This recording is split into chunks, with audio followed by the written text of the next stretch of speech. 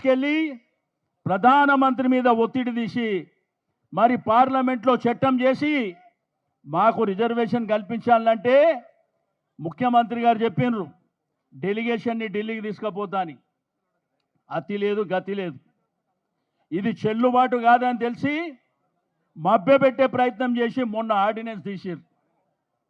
Ordinance తీసి ఒకవైపున తీర్మానం చేసి ఢిల్లీకి పంపించిన తర్వాత మళ్ళా ఆర్డినెన్స్ ఎట్లా జరుగుతుంది?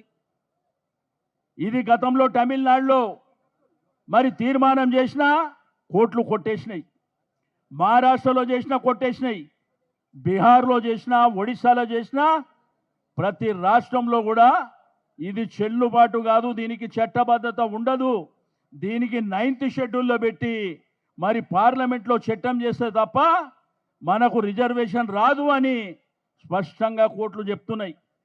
అందుకే జస్టిస్ ఈశ్వరయ్య గారు కొద్ది నిమిషాల్లోనే రాబోతున్నారు.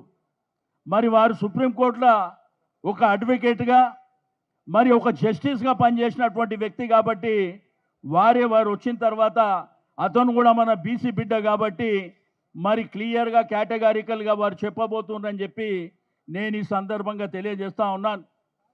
మరి మొన్ననే హైకోర్టు లోకల్ బాడీ ఎన్నికలు 3 నెలల లోపల చేయాలి, 100 రోజుల లోపల చేయాలంటే మనం గెలవలేమనేటువంటి పరిస్థితిలో మనం ఉన్నాం కాబట్టి ఇది గోల్మాల్ చేసి ఆర్డినెన్స్ పెట్టి మళ్ళీ ఇప్పుడు కొత్త డ్రామాకు తెరలేపారు.